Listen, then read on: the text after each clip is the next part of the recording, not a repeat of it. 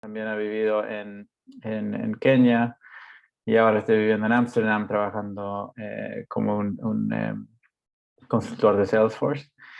También soy fundador de la organización que Sara mencionó, que se llama Refugee Force, que trabaja directamente con refugiados de Siria, de Yemen, de partes de África, básicamente de varias partes que vienen a Europa a buscar refugio, y yo trabajo con ellos para introducirles al mundo de Salesforce. Entonces, básicamente un entrenamiento como ser administrador y qué significa cómo usar la plataforma y cómo empezar su carrera en Salesforce. Llevo casi 11 años, un poco más de 10 años con Salesforce. Empecé como un administrador trabajando en Washington, D.C. y después ha trabajado básicamente como un consultor por casi 10 años. Tengo 7 certificaciones. También este año me dieron el honor de ser MVP y también el año pasado el Golden Hoodie. Y si tienen cualquier pregunta o quieren conectar sobre este tema de hoy o cualquier otra cosa, me pueden mandar un correo que lo tengo ahí abajo. Bueno, entonces, el tema de hoy es la seguridad de datos. Entonces, hay varias cosas que cubrir en este tiempo. Yo creo que, no sé cuánto tiempo tenemos, Sara, pero estaba pensando unos 15, 20 minutos sobre lo que tengo aquí para presentar y también podemos hacer unas preguntas o no sé cómo es el formato, pero quiero cubrir varias áreas de este tema. Empezando por los valores de Salesforce y por qué es importante, realmente porque es importante. La responsabilidad del administradora, cuáles son los niveles de acceso, básicamente qué niveles uno puede controlar y qué niveles están controlados por Salesforce, cuáles son los modelos de seguridad para proteger sus datos en su organización o su sistema, y cuáles son las herramientas disponibles para poder mantener y usar el sistema para poder, por ejemplo, mostrar los registros o los datos a las personas que necesitan verlos y también ocultar si es necesario. Entonces, y después podemos hacer la rifa y el quiz después de eso. Bueno, ¿por qué es importante? Porque el número uno valor de Salesforce es confianza. Y básicamente todo empieza de esto. La gente que usa Salesforce, los administradores, los developers, los consultores, todo el principio es confianza. Y realmente Salesforce es una gran parte de la plataforma. Es una gran parte de por qué organizaciones que están manejando datos por ejemplo, datos de personas en un hospital, por ejemplo, o datos sobre refugiados que están tratando de establecer su vida en otros países, datos bien importantes. Todas esas organizaciones usan Salesforce porque realmente tienen confianza en el sistema. Y Salesforce trabaja súper fuerte para poder mantener esa confianza y te da varias herramientas y varias partes del sistema para poder mantener eso y mantener la confianza del consumidor, o sea, de los usuarios, básicamente. Entonces, Salesforce, como dice aquí, utilizan las tecnologías más avanzadas, tienen varias cosas que uno como un administrador, por ejemplo, no puede controlar, pero realmente Salesforce está invirtiendo en esto y manteniendo la seguridad como, o sea, abajo, que no se ve y no se puede controlar. Pero también te da varias herramientas para poder controlar su organización, o sea, su sistema.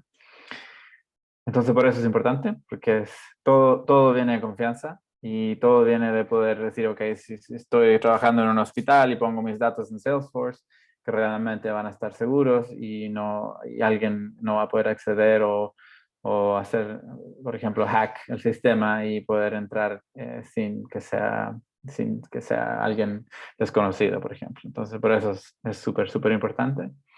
Y cada administrador tiene que mantener este valor en mente sobre su sistema, porque en mis 10 años, de experiencia, esta es la cosa que puede realmente, no sé, que alguien te pueda largar, por ejemplo, porque diste acceso a datos a usuarios que no deberían tenerlo. Es mucho más complicado que hacer un workflow que no funciona o un process builder que no funciona. Pero esto es mucho más serio. Entonces cada administrador realmente lo debe tomar en cuenta.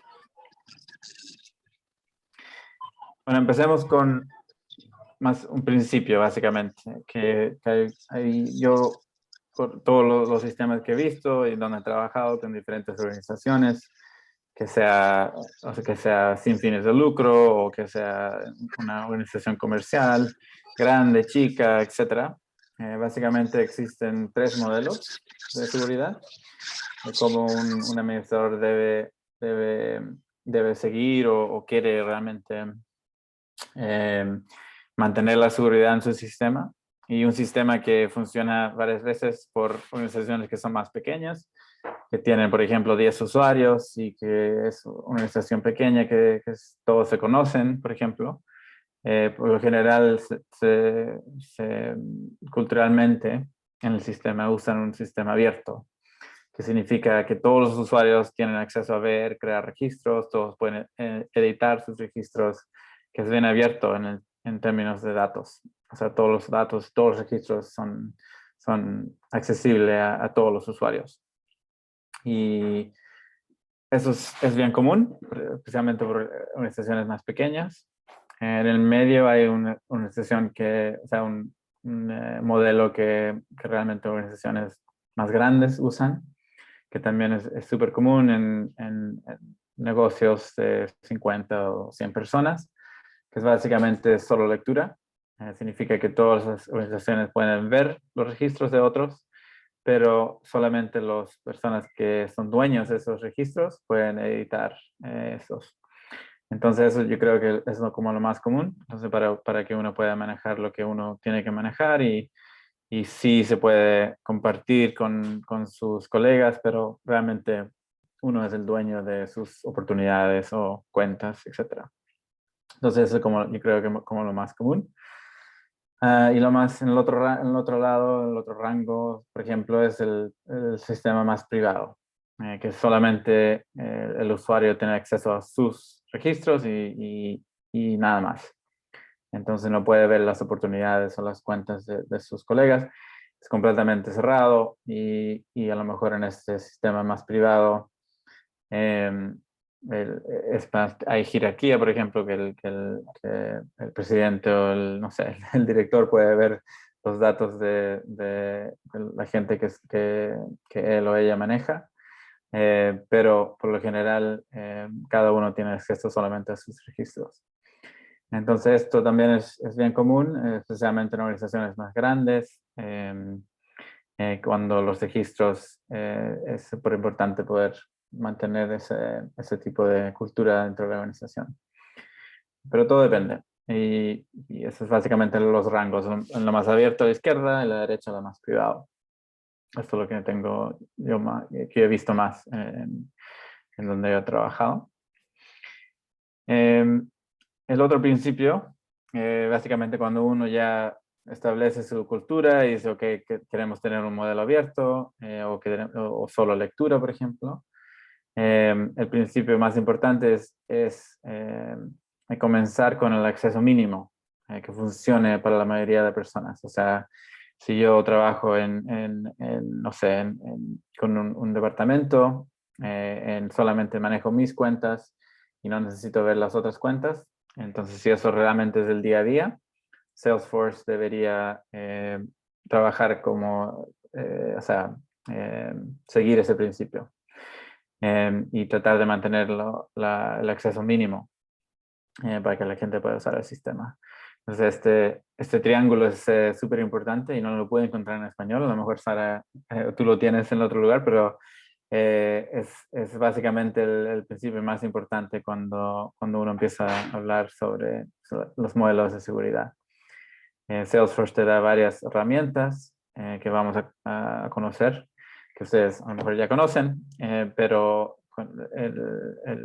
la función de esas herramientas es tratar de mantener un sistema con acceso mínimo y después otorgar, depende cuando sea más necesario. Entonces, siempre empezar con lo mínimo. Y también por otro lado, si yo estoy trabajando o sea, solamente trabajo en Chile y mi organización trabaja en toda Sudamérica, y realmente para mí no es necesario ver las cuentas y las oportunidades de Uruguay, por ejemplo. No me ayudan a hacer mi trabajo día a día. Entonces, por un término de adopción del sistema, o sea, adoption, no es necesario. Entonces, es mejor ocultar esos datos para que la gente solamente tiene acceso a la información que ellos manejan día a día.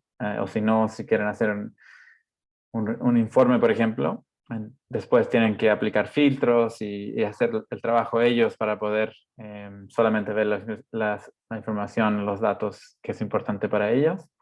Entonces se pone muy complicado para el usuario. Entonces siempre es mantener el acceso mínimo, lo más importante.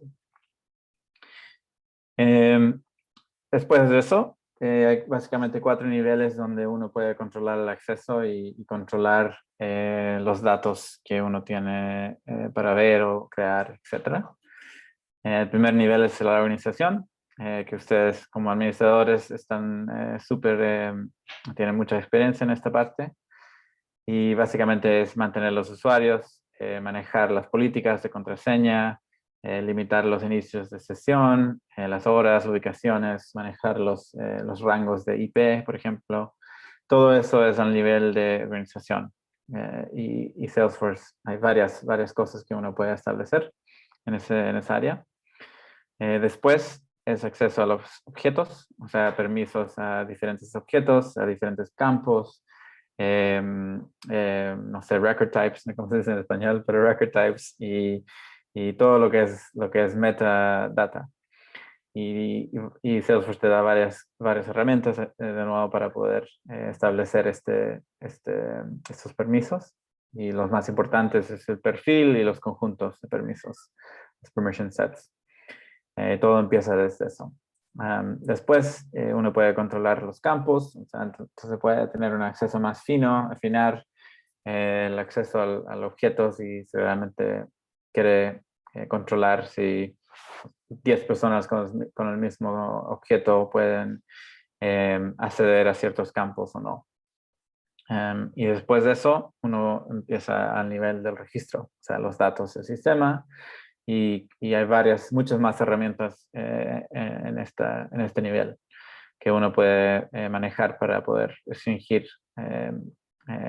los objetos individuales y también manejar todos los datos que hay en el sistema. Entonces, cada sistema uno tiene que siempre pensar en estos niveles y en cada nivel hay diferentes herramientas para usar y para poder controlar. Y porque, de nuevo, el principio es lo más mínimo para que uno pueda trabajar con el sistema y hacer lo que tiene que hacer día a día. Eso es como un principio. Entonces, el acceso a la organización, hay varios parámetros. Una de las cosas más importantes que el admin tiene que manejar son las políticas de contraseña. Por ejemplo, las cantidades de gente que pueden poner la contraseña incorrecta, por ejemplo, o a cuántas, o también la fuerza de la contraseña, si tiene que tener números o solamente letras, o tiene que tener algo especial, o tiene que ser 8 caracteres en vez de 10, etc. Todo eso uno lo puede controlar y es súper importante para realmente manejar pero decir a sus usuarios que es importante tener una contraseña buena y que la tienen que cambiar cada mes, por ejemplo, si uno quiere ser más estricto sobre eso.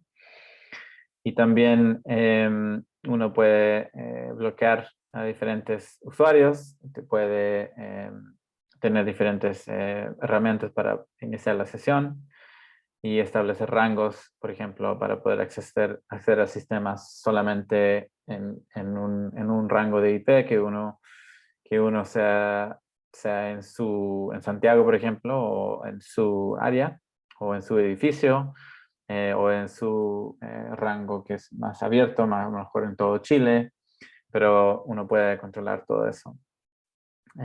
Algo nuevo que ha surgido últimamente, que ahora es un requisito, es MFA, autenticación multifactor, que básicamente agrega otra capa de seguridad que uno tiene que ingresar a más piezas de evidencia. O sea, no solamente la contraseña, pero también puede ser una verificación por correo, puede ser una verificación por teléfono, etc. Y esto Salesforce yo creo que ha sido lento en implementar esto, es un requisito. Otras plataformas lo han hecho por años ya, pero Salesforce ahora lo están haciendo más un requisito porque están poniendo más fuerza en esto porque realmente ven que es algo súper importante para mantener acceso a la organización. Entonces es algo que cada administrador debe investigar y ver cómo lo pueden habilitar para su organización. Aparte de eso, cuando uno ya tiene acceso a la organización y quiere manejar los datos o los objetos, básicamente Salesforce te da como 7 herramientas y depende todo de su modelo. Por ejemplo, si uno tiene un modelo abierto, solamente necesita usar perfiles y organization-wide defaults. Después de eso, realmente no se debe preocupar porque es todo abierto.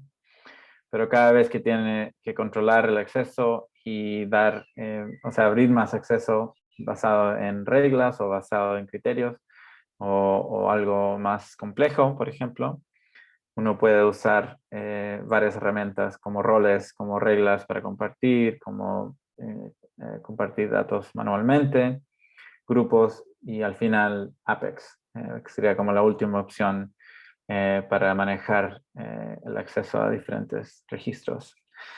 Y ustedes me imagino que ya saben mucho sobre OWDs y perfiles, son obligatorios, es el acceso básico, lo más básico en poder ver, crear, editar, eliminar, por ejemplo. Y también pueden usar permission sets para poder extender el acceso por diferentes usuarios. Después de eso, si uno quiere usar roles, por lo general los roles son basados en su organigrama, o sea, si tiene diferentes niveles, y eso también es bien común. Y eso significa que organizaciones pueden acceder a datos basado en una jerarquía. Y eso también funciona súper bien, pero no todas las organizaciones lo usan. Lo que yo uso más, por ejemplo, son las reglas para compartir, porque a lo mejor hay diferentes equipos o son, no sé, unos grupos de usuarios necesitan un acceso especial y se pone un poco más complejo, especialmente en organizaciones que funcionan más como un matrix que una jerarquía. Las reglas las pueden usar para dar acceso basado en diferentes criterios. Por ejemplo, todas las cuentas que están en Chile, compartir con, no sé, varios grupos, usuarios o roles. Y uno puede establecer esas reglas por cada objeto. También es súper básico y es súper común y funcionan bien. Pero si tienen que llegar más allá de eso y hay muchas, por ejemplo, hay muchas exceptions, o sea, instantes cuando no se puede basar en reglas, que tiene que ser súper único. Por ejemplo, organizaciones pueden usar grupos públicos o dar un permiso para permitir una compartimentación manual para poder compartir registros manualmente. Y también la última opción sería Apex. O sea, si realmente estas herramientas no te sirven o es muy complejo o estás manejando datos, no sé, en una forma bien especial, últimamente pueden usar Apex para poder cumplir con esos requisitos. Pero obviamente no sería un administrador que hace eso, sería un desarrollador, pero sí sería como la última opción y es posible.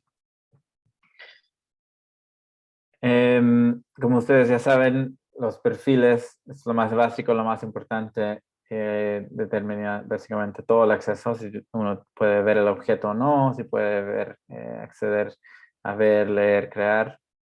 Y también en cada perfil puede manejar el acceso a los campos, si puede ver o editar. Y esto también es súper importante, tener todo esto bien controlado, pero todo empieza del perfil. Por eso lo tengo aquí. Después nos movemos a la otra parte que que es un requisito. Son los Organization-Wide Defaults.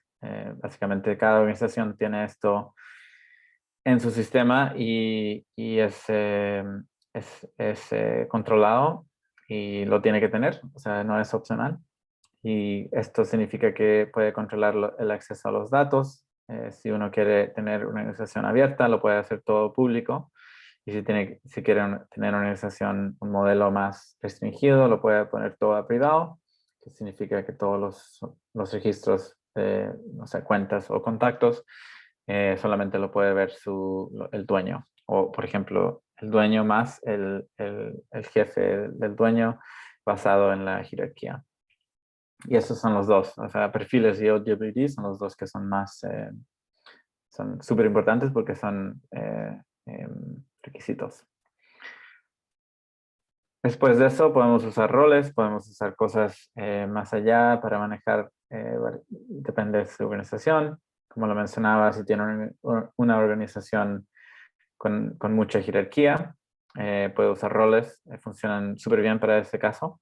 Pero si tiene una organización más plana, o sea, o también basada en un matrix, a lo mejor los roles no van a funcionar muy bien porque no es necesariamente jefe que maneja un equipo, puede ser otro jefe que necesita ver datos del equipo que no maneja. Entonces los roles realmente dependen en la cultura y la estructura de su organización. Pero sí siempre están ahí y siempre muchas organizaciones lo usan. Después las reglas, como mencionaba, es súper fácil para poder controlar basado en criteria. Si por ejemplo la ciudad es Santiago, eh, puede dar acceso a diferentes roles o diferentes grupos o usuarios para poder ver o editar esos registros.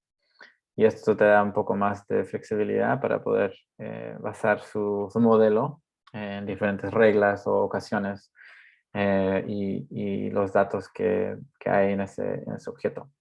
Entonces, por cada objeto uno puede implementar diferentes reglas adecuadas a sus requisitos.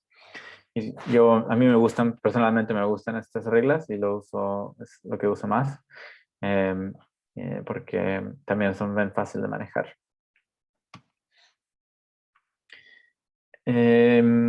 Después de eso, si nada funciona, si es muy complejo, si las herramientas que Salesforce te da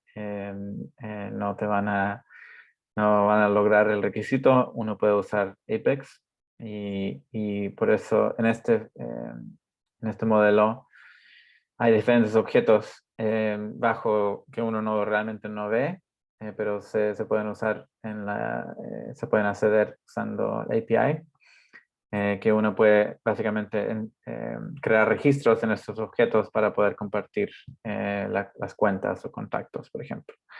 Y también se pueden usar para los objetos custom, personalizados, que uno tiene en su sistema. pero es como la última opción. Y no es muy común, pero algunas veces es necesario. Depende de la organización o el tamaño. Por ejemplo, yo veo que Apex siempre se usa cuando, no siempre, pero muchas veces se usa cuando están usando una comunidad y el acceso que para la comunidad necesita ser un poco más complejo. Entonces, Apex te puede ayudar en esa opción. Y no, eso es todo. O sea, realmente quería dar como un overview, o sea, unos principios sobre los modelos y compartir las herramientas. Y también si tienen cualquier pregunta, podemos ahora, no sé, tener como un foro y hablar sobre estas herramientas, pero eso es lo que le quería compartir hoy. No, muchas gracias, Gaspar, todo muy valioso. Como mencionas, hagamos ahora como un open forum de chicos, aprovechen de preguntarle a Gaspar, no sé, por ejemplo, dudas que tengan sobre la seguridad, un caso de uso que tengan particular y qué recomendación podría entregarles. Aquí están pidiendo tu presentación, si la podemos compartir. Sí, sí, efectivamente. Sí. Así que nada, aprovechen este instante para preguntar cualquier duda que tengan, sin pena. Pueden abrir el micrófono y el que guste puede poner la cámara también.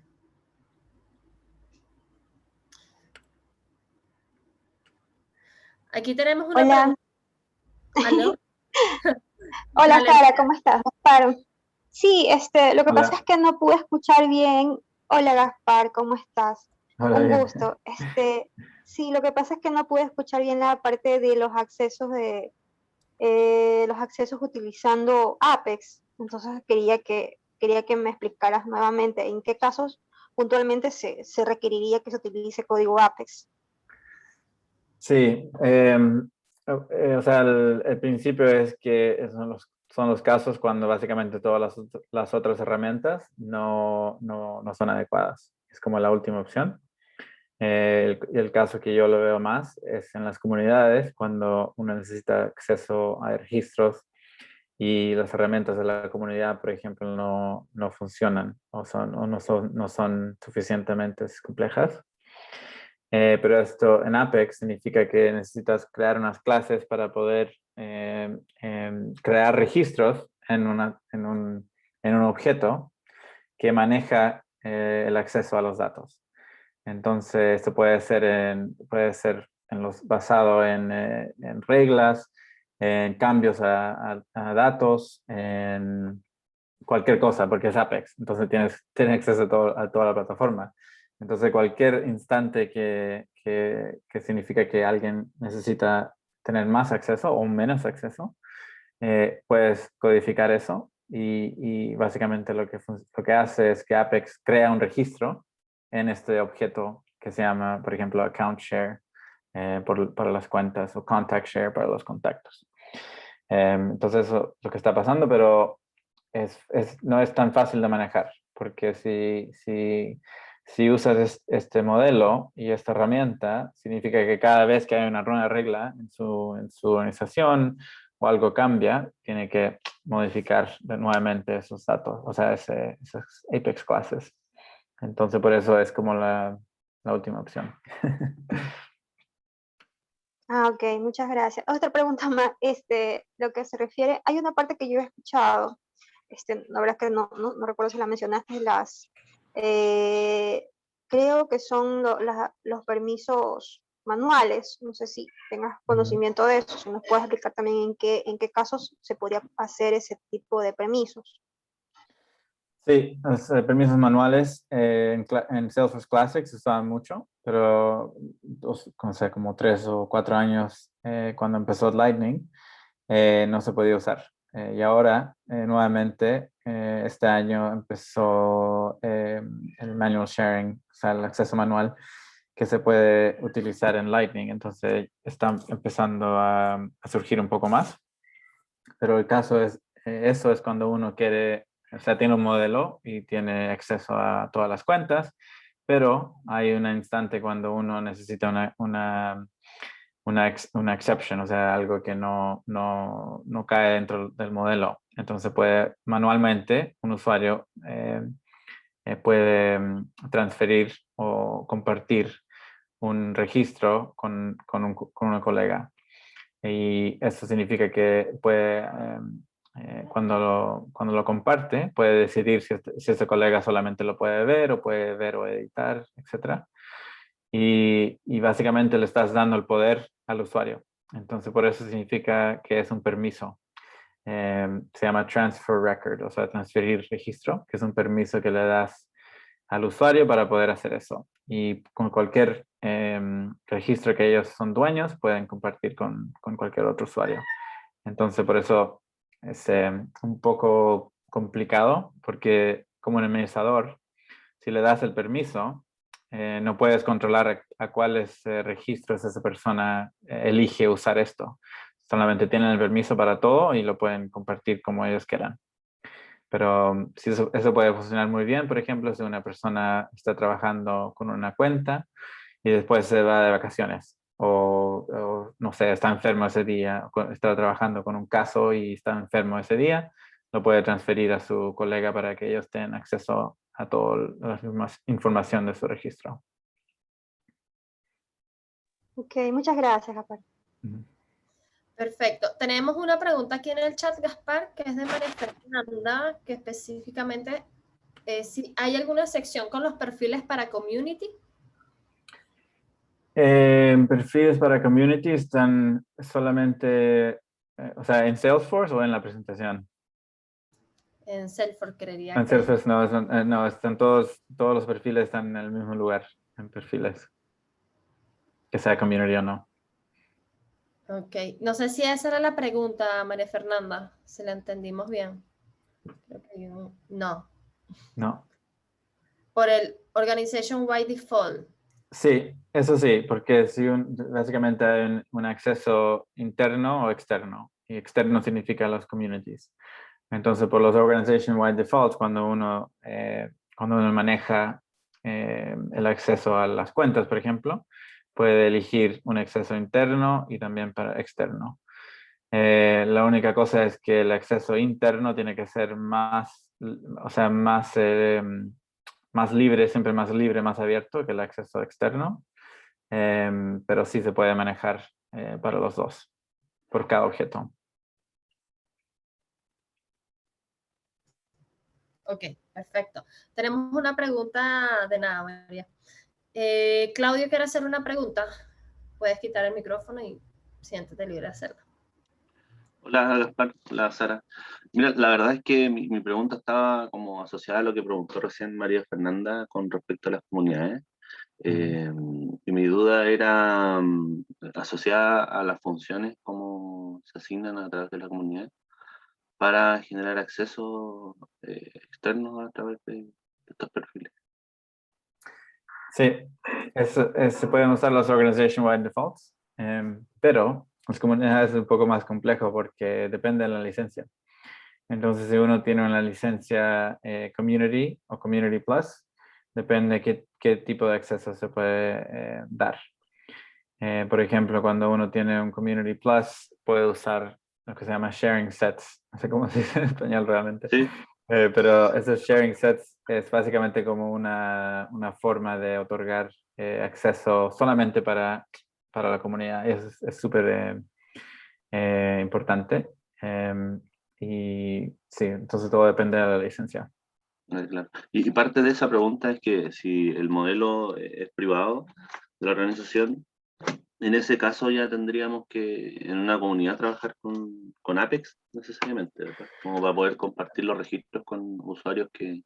No necesariamente. No necesariamente puede ser privado y puedes otorgar más acceso usando sharing sets. Okay. Sí. Pero si es privado interno y no tiene sharing sets, parece que no, si me acuerdo bien, no puede ser más abierto para la comunidad. O sea, no puedes tener un acceso público, por ejemplo. Tiene que ser público interno y público externo. Ah, ya. Pero ahí en ese caso de que ellos no quisieran cambiar el modelo de privado a público, tendría que como que ya entrar en ese caso extremo el Apex. Sí, sí, es un caso extremo, sí. Ah, ya. Ya, muchas gracias. Perfecto. ¿Alguna otra pregunta, chicos, que quieran aprovechar? Hola Sara, sí, yo Hola. tengo varias preguntas aquí en mi cabeza. Aprovechen. Hola Gaspar, hola chicos. Hola. Hola. Primero, para el Non-Profit Service Pack, ¿hay una características particulares o es estándar tanto para la Salesforce y la Non-Profit esta estructura de seguridad de datos? Esa sería mi primera pregunta. Realmente no estoy seguro. Nunca he usado el NPSP, entonces no supiera a lo mejor alguien más más sobre eso. Pero yo no sé, desafortunadamente. El profi es muy particular, es un mundo muy específico. Entonces, yo ahí ya me diste una idea, como a lo mejor un próximo evento hacerlo con un equipo de non-profit para ver la seguridad para el non-profit. Es bien particular. Sí, no quiero decirte algo que no es verdad, entonces mejor, no sé, tendría que ser como un tema muy, sí, muy específico. Sí. Ok, está bien. Está bien. La siguiente pregunta sería un bulk process para cambiar la seguridad. ¿Eso se puede hacer en Salesforce? ¿O hay que ir al App Change? No se puede hacer en Salesforce, yo lo que yo sepa. Depende, o sea, depende de la herramienta. Si, por ejemplo, cambias las reglas de comportamiento, eso sí, eso es un bulk process, si cambias. Entonces eso cambia todo el acceso inmediatamente. Pero depende de las herramientas que estás usando. Ok, y la otra, con Process Builder yo puedo cambiar esta estructura de seguridad. ¿Puedo hacerlo a través de un workflow de Process Builder? No creo. No sé si alguien sepa o lo ha tratado, pero no, porque no es algo que uno puede acceder directamente en Process Builder. Para eso se usa Apex, para poder hacerlo. Basado en automatización, o sea, uno tiene que usar Apex. Ok, gracias, Gaspar, sería eso. Gracias. Perfecto. Bueno, yo tengo una pregunta, voy a aprovechar de hacerla. Nombraste lo de la importancia de lo de la contraseña, la seguridad de las contraseñas de los usuarios. ¿Qué mejores prácticas o tips puedes entregarnos de recomendación? Sé que a lo mejor va atado a cada compañía, pero ¿cuál es el estándar no sé, el largo de la contraseña? ¿Cada cuánto debería vencer realmente? Porque Salesforce tiene varias opciones, pero Sí. ¿cuál es la que recomiendas? Bueno, depende, porque para mí yo siempre uso que nunca se expira y que es lo más básico, pero para mi administrador realmente lo mejor es que se expire cada 60 días y que sea una mezcla de números, caracteres y algo especial, por ejemplo, un punto de exclamación o etcétera. Pero cada 60 días, por ejemplo, sería como lo normal. Sí. Ok. Y como el largo de la contraseña, ¿cuál es la que recomiendas? 8, 16, 40. 8 está bien, pero que sea una mezcla. Mezcla. Sí, exacto. Perfecto. ¿Alguna otra pregunta, chicos, que quieran hacer? No sé si alguien tenga algún caso de uso, una pregunta de algo específico también que quiera ver, no sé. Por ejemplo, ahora se me viene una pregunta a mí de si tú tienes un objeto, por ejemplo, el objeto casos, ya está implementado, ya tienes procesos y el objeto está público. Y resulta que ahora debió haber partido al revés, pero ya está público y tienes proceso implementado. ¿Qué pasa si lo quiero pasar a privado? ¿Ok? Y ya tienes tanto como oportunidades, lead, y que todo como ya público y ese objeto lo quieres pasar en privado. ¿Qué sucede? ¿Qué puede pasar y qué recomendaciones puedes entregarnos para, oye, si lo vas a pasar de público a privado, que debe haber sido como al revés a lo mejor, ¿qué se puede hacer? ¿O qué consideraciones deberíamos tener en cuenta? O sea, el cambio es fácil. y no te va a decir nada sobre, no vas a tener un error o algo así. El cambio uno lo puede hacer fácilmente. Pero para el usuario puede ser súper grave. Por ejemplo, puede perder todas sus listas, ahora no va a tener datos, por ejemplo, o los informes que está usando no van a funcionar. O los dashboards que está usando día a día se van a quebrar para decir no hay datos. Entonces, y creo que esa es la parte más importante, es realmente qué están usando en informes y en dashboards y ver realmente qué tipo, o sea, cuál va a ser el impacto con ese cambio. Pero después de eso, o sea, no, sí es un cambio bien grande, pero por lo general el usuario no lo va a sentir tanto, yo creo. Solamente si están usando hartos informes y dashboards que tienen esos datos cruzados, por ejemplo, si tienen oportunidades con casos, o sea, cuentas con casos, o etcétera, o mis casos, o los casos de mi equipo, y si lo cambias van a perder ese acceso. Pero yo me enfocaría en eso, en qué informes y dashboards están usando antes de hacer el cambio. Claro, como que la base de un buen levantamiento del impacto antes de, porque sí, ciertamente cambiarlo es entrar y cambiarlo. Sí, son 2 segundos. Es el impacto de lo que Sí. provocaría. Ok, perfecto. ¿Alguna pregunta, chicos, que quieran hacer? Aprovechen. Aquí tenemos una en el chat. Una consulta. ¿Cómo se define la seguridad con Big Objects en la misma que tienen los objetos normales?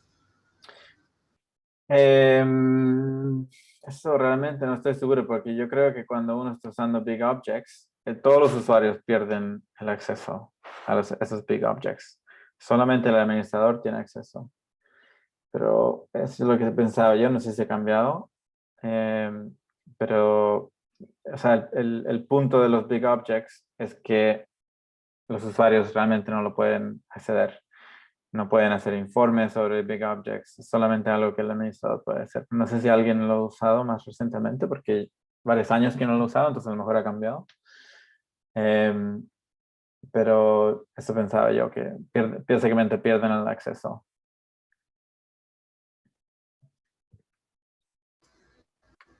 Perfecto. ¿Alguna otra pregunta, chicos? Bueno, mientras van pensando si hay alguna otra pregunta, cuéntanos un poco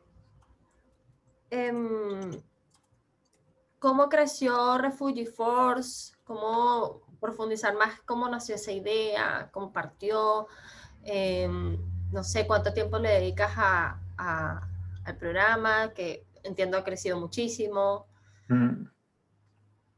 Sí, bueno, empezó como hace 2 años y básicamente queríamos hacer algo como un impacto local. Yo he trabajado con varias organizaciones de impacto social en África, en India, por ejemplo, también en Colombia, Guatemala. He trabajado con varios ONGs como Oxfam, por ejemplo.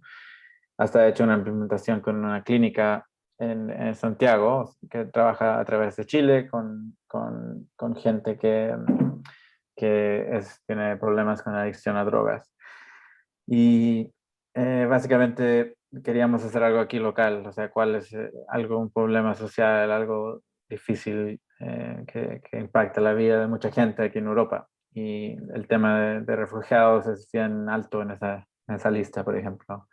Y hay varios refugiados que vienen de Siria, por ejemplo, de Yemen, que llegan a un país como Holanda y piden refugio y les enseñan, por ejemplo, el idioma, les dan acceso a seguro médico, les dan apartamento para vivir y como los reintegran a la sociedad. Pero el problema con ese sistema es que no les dan tantos enlaces al trabajo, o sea, al sector laboral. No les dan suficiente entrenamiento o cuando uno está empezando a vivir en un nuevo país como refugiado, no tiene ese network, o sea, esos contactos en su carrera. Entonces eso falta mucho aquí. Y el problema es grave. Y lo que pasa es que 3, 4 años después que alguien tiene su vida y ha restablecido su vida en su país, como aquí en Alemania, por ejemplo, en Holanda, siempre no han encontrado un trabajo que realmente les interesa o que es adecuado o que es, primera vez que lo explico en español, es, no sé si se nota, pero es como al nivel de que tenían, de educación que tenían en su otro país que vivían antes. Entonces significa que muchos refugiados trabajan por Uber o trabajan en supermercados o trabajan en sectores que es menor que sus habilidades, básicamente. Entonces es un gran problema para ellos y para el país, básicamente. Y nosotros queríamos ver, ok, ¿cómo podemos ayudar? ¿Qué podemos hacer? Si alguien quiere entrar, o sea, al sector de tecnología, que hay muchos trabajos que hay, o sea, hay varios trabajos que nunca se llenan porque no tienen suficiente, gente no tiene suficientes habilidades, especialmente en Salesforce. La capacidad para una organización que está usando Salesforce siempre están buscando gente, siempre están buscando administradores, developers, consultores, y no hay suficientes programas para entrenar y que gente pueda surgir a esos roles. Entonces, básicamente combinamos eso, decimos, ok, la demanda de Salesforce y también todo lo que es refugiados que tienen habilidades bien altas, que han, por ejemplo, estudiado computer science o informática o negocio o customer service en su país de origen. ¿Cómo podemos crear esa vinculación a los trabajos de Salesforce? Y entonces empezamos con eso y con esa idea. Y hacemos un programa de habilidades, de entrenar todo, empezar de cero y trabajar solamente lo que es el administrador, el currículum administrador, para poder pasar al examen y después les damos, los vinculamos con diferentes organizaciones que están usando Salesforce o partners que están usando Salesforce para que los contraten como administrador, como junior administrador o administradora. Y ahora llevamos 67 refugiados que han pasado el entrenamiento y el programa y hemos creado 30 trabajos en Salesforce. Y seguimos trabajando con organizaciones grandes como Accenture y más pequeñas, pero tenemos varios socios que están reclutando de nuestros alumnos, básicamente. Y sí, hemos ido muy bien aquí en Holanda, pero también es un país chico. Y ahora estamos empezando a trabajar en Francia y en Bélgica y en Alemania, que hay más refugiados y más Salesforce, más trabajos en Salesforce. Entonces estamos tratando no sé, aumentar más el impacto y trabajar con más refugiados. Perfecto, muy bonita iniciativa y demandante, me imagino, pero Súper. Sí, pero sí. o sea, está trabajando, o sea, está funcionando y vemos que gente está cambiando su vida y saliendo de un trabajo que realmente no están feliz y encontrando su carrera en Salesforce. Qué bueno, de verdad, y sobre todo ayudando, bueno, yo no sé si todos lo saben, pero yo también soy extranjera, yo vivo en Chile, pero soy venezolana, así que igual cuando uno migra y sale de su zona de confort, igual cuesta un Sí. poco. Bueno, La comunidad es súper importante, o sea, la comunidad es lo más importante. Y básicamente si uno tiene un currículum y tiene certificación, etcétera, etcétera, eso sí le puede ayudar, pero una recomendación de alguien de la comunidad le va a ayudar mucho más que su currículum, en mi punto de vista. Yo he trabajado en Estados Unidos y también es igual, y aquí en Holanda es igual. O sea, toda la comunidad es realmente donde uno puede encontrar trabajo y conocer sí. más gente. Y yo creo que eso es lo más bonito que tiene Salesforce, las comunidades, todo el apoyo que se brinda a esa comunidad que se arma en distintas ciudades de un país a un país y contactos y ese networking que puede ir generando.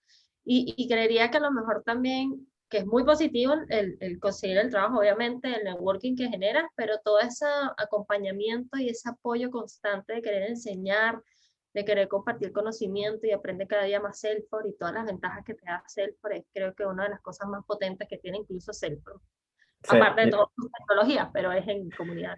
es bien único. Y eso, no, por ejemplo, si alguien está trabajando con Google Cloud o SAP o Oracle, esa comunidad no existe.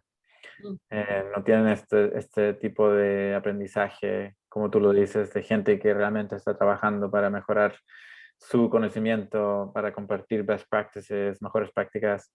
Porque realmente, si yo 10 años en Salesforce, pero todos los días estoy aprendiendo algo nuevo, entonces, y nunca voy a ser experto. O sea, y lo más que uno sabe, lo menos experto se siente, porque, por ejemplo, yo no tengo nada de idea de cómo desarrollar en Salesforce o cómo trabajar con Apex. Y eso es un área que es súper grande también, pero lo que más aprende, lo que menos sabe, porque se empieza a ver las áreas que realmente no sabe.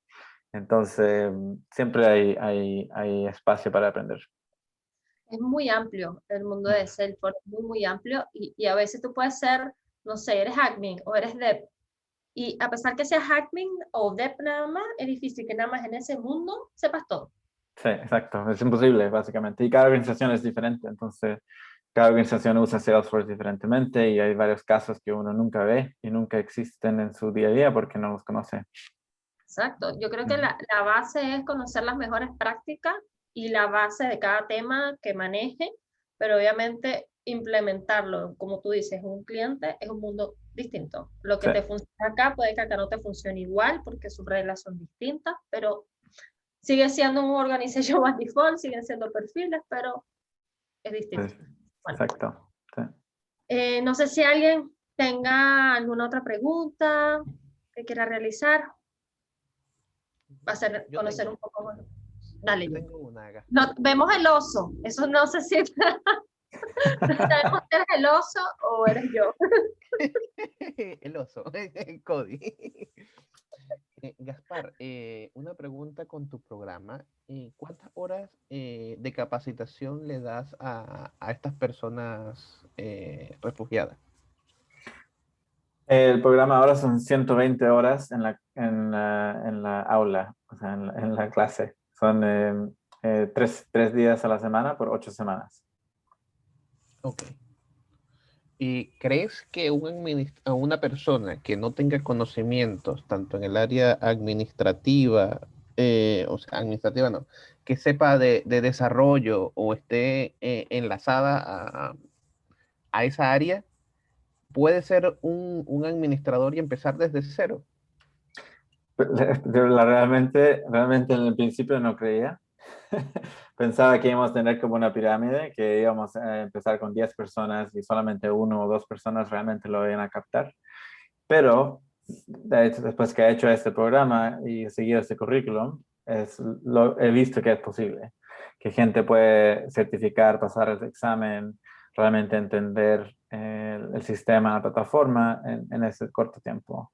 Y eso realmente me impresionó, porque no pensaba, porque mucha gente, o sea, 100% de las personas que empiezan no tienen idea de lo que es Salesforce y nunca han visto Trailhead y no conocen la plataforma.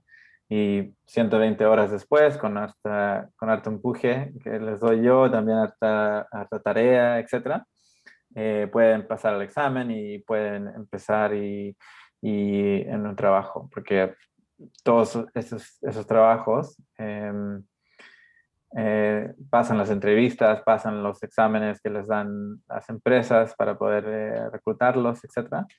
Entonces después depende de ellos y después de que terminen el programa. Y realmente en el principio no creía, o sea, pensaba que quería ser menos gente que lo podía aprender tan rápido, pero me ha sorprendido este grupo.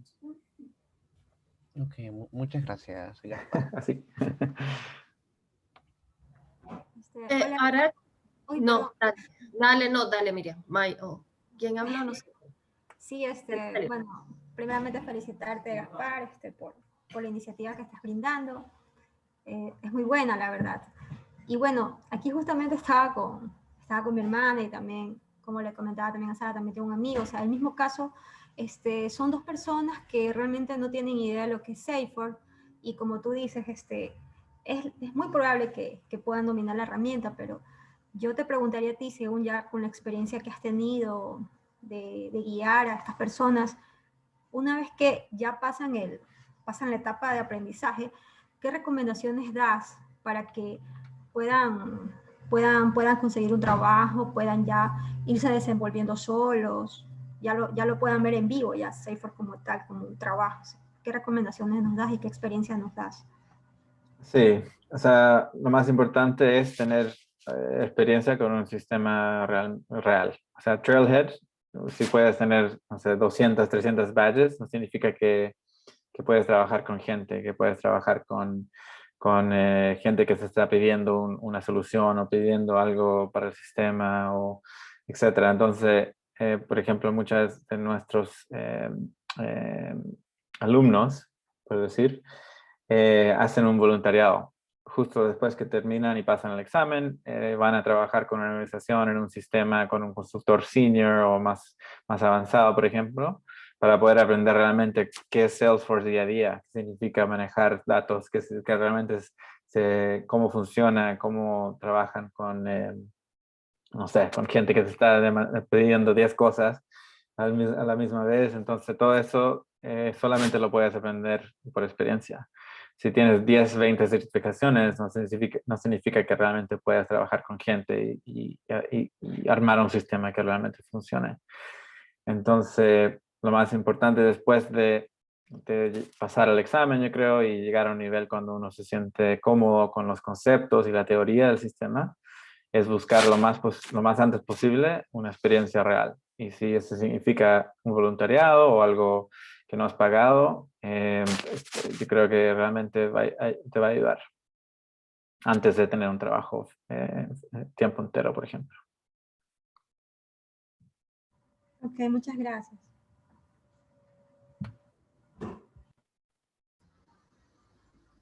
¿Alguna otra Hola, pregunta? Gaspar. Sí, una pregunta. Disculpen. Gaspar, te escuché que en lo que tú has estado haciendo con tu trabajo y tus proyectos, había algo que habías trabajado con Colombia. Es un caso particular que por lo menos mi caso, pues yo acabo de emigrar a Colombia y bueno, comenzar de cero. Estoy también entrando en el mundo de Salesforce y he estado, bueno, entrenándome. Sara me ha estado apoyando también en el tema de la comunidad. He visto que es muy importante. Y como tú lo decías hace rato, no he visto esto en otro lado. Esto es increíble. El tema de la comunidad, el soporte que da la comunidad a Salesforce es algo que vuela la mente, ¿no? Entonces quería preguntarte si conoces de algo que se pueda hacer algo así en Colombia, donde yo pueda buscar información y como lo dijiste ahorita, importante el tema de adquirir una pequeña experiencia, pues la primera experiencia. Sí. Sería valioso esa información.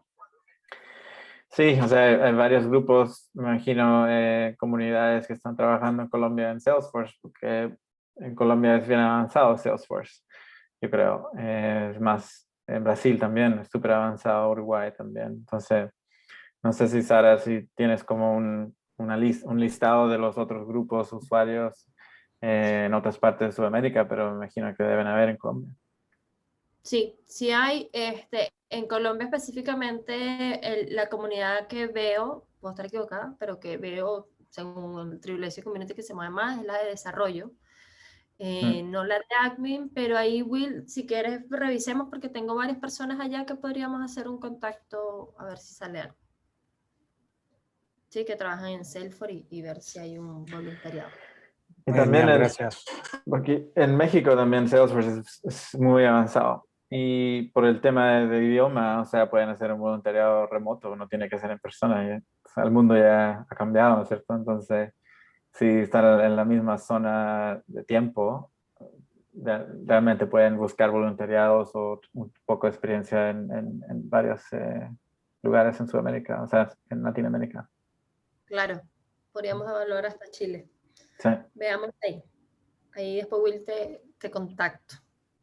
Ok, De hecho, gracias, Sara. Sí, siempre Sara está pendiente de todo de cada uno de esos detalles. Gracias, Sara. William, el trabajo que coloqué ayer en la comunidad es del grupo de DEP de Colombia. Por cierto. Sí, bueno, también pertenezco a ese grupo. El fin de semana pasado dieron un webinar muy, muy bueno de Node.js. Pero el trabajo es para una persona junior y no conozco, como dice Sara, admins de Colombia. Conozco de México, sí, y el de Dev de México, pero de Colombia no.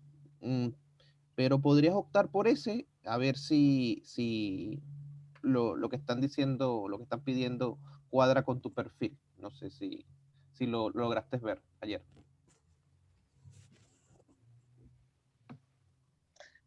Revisémoslo. Ahí, Ok, si le quieres, voy a dar un vistazo. revisa ese, si también es que quiere estar en Dev, porque no todo el mundo le gusta el desarrollo, hay que ir viendo ahí la skill. Pero veamos que logramos. Algo se logra, espero. No, ahí logramos. Gracias, gracias. No, tranquilo. Incluso con Will, no, aprovecho de contarles por si hay alguien que le interesa. Tenemos una pequeñita comunidad que estamos recién partiendo, que es de non-profit, específicamente para hacer voluntariado non-profit. Estamos con una persona de Salesforce, ya tenemos una fundación que va a querer ser parte de esta iniciativa. Obviamente hay personas de todos los niveles de conocimiento y va a haber un control en lo que se implemente. Pero si hay alguien que esté interesado en ser parte de ese grupo también, me puede contactar y los agregamos. ¿Ok? Eso. No sé si hay alguna otra pregunta. Gaspar, que quieran aprovechar. En el chat dejo un formulario, sí nos pueden colaborar, que es más que todo para tener sus contactos. O sea, nosotros tenemos un grupo de WhatsApp que hacemos, ahí siempre hay información. A veces se mueve bastante, a veces estamos ahí en contacto constante. Si hay alguien que quiere ser parte de ese grupo, también me puede avisar y bueno, como me puede pasar su número de teléfono, ¿ok? Por un correo, si gusta. Eso, no sé si tengan alguna otra pregunta, Gaspar. ¿Quieren aprovechar?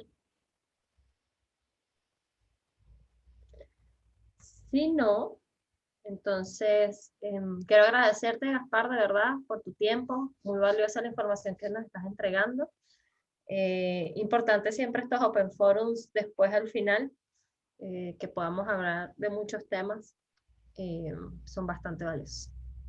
Sí, gracias por la invitación y disculpa que se me ha olvidado mucho en español y todavía me cuesta, especialmente en Salesforce. Pero sí, muchas gracias y qué bueno que hay tanta gente interesada en Salesforce en Chile, también en Colombia, en otras áreas, porque sí, siempre está creciendo Salesforce. Es muy bueno ver la comunidad. Qué bueno.